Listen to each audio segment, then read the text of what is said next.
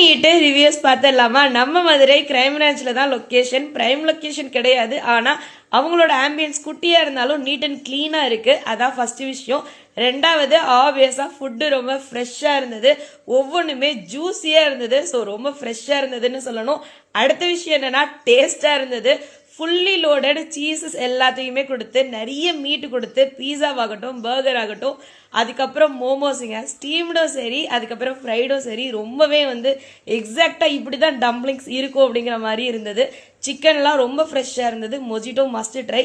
இவங்க கிட்ட ஒரு சாக்கோலாவா கூட இருக்குது, மிஸ் பண்ணிடாதீங்க.